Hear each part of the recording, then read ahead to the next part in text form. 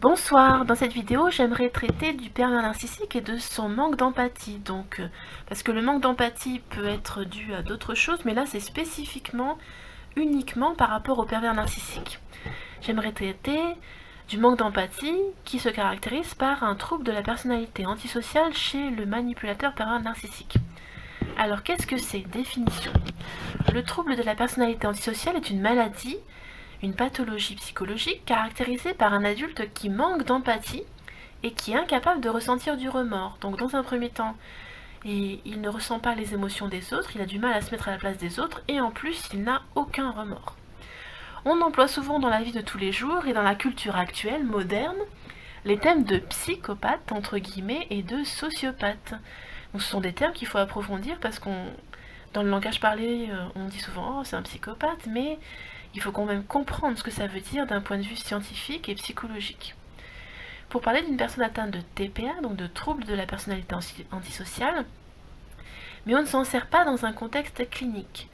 Sur le plan médical, le TPA est diagnostiqué chez quelqu'un qui est un manipulateur chronique, donc à vie manipulateur, parce que c'est son fonctionnement, il a été traumatisé durant l'enfance, soit il a eu beaucoup trop d'attention, soit il en a eu presque pas. C'est quelqu'un qui fraude, qui est irresponsable et souvent menaçant envers les autres. Les personnes atteintes de TPA souffrent de ce trouble à des degrés variés. Donc toutes ces personnes ne sont pas forcément des tueurs en série, ni des spécialistes de l'arnaque, comme on les représente dans les films. Dans les films, c'est pas toujours en corrélation avec la réalité, en accord avec la réalité. Mais quiconque souffre de ce trouble peut être difficile à supporter et parfois dangereux. Apprenez à reconnaître quelqu'un qui est atteint d'un trouble de la personnalité antisociale afin que vous puissiez vous protéger, ainsi que la personne qui en souffre.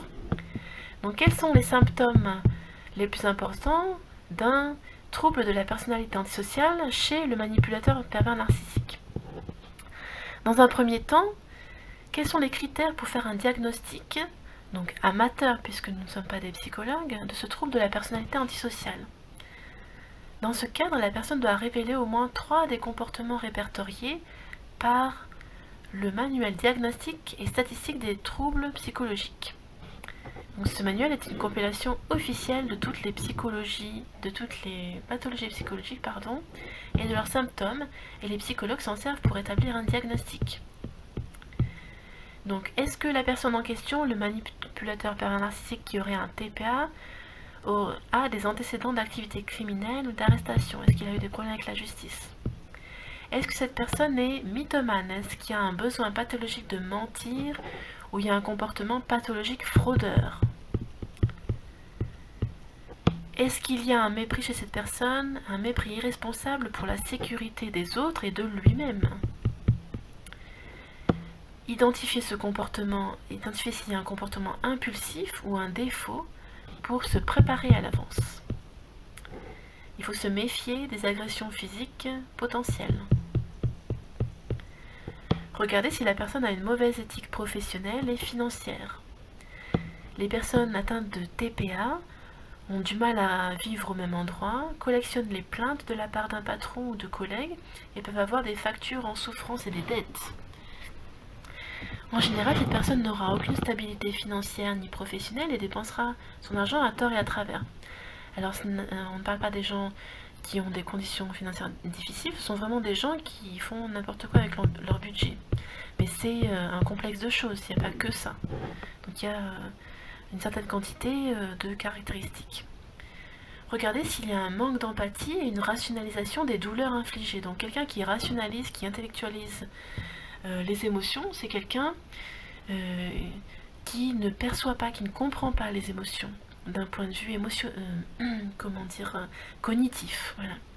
Il s'agit de l'un des symptômes associés parmi les plus courants de ce trouble. Un individu atteint de TPA sera incapable de compatir pour la personne à laquelle il a causé des souffrances. Donc le manipulateur pervers narcissique. Si on l'arrête pour un délit civil, il va justifier ses motifs ou agissements et ne trouver que peu de raisons, voire aucune, de s'en faire ou d'avoir des remords, de se sentir coupable pour son comportement. Il aura du mal à comprendre que ses agissements ont fait de la peine à quelqu'un. Voilà, j'espère que cette vidéo vous aura servi. À bientôt.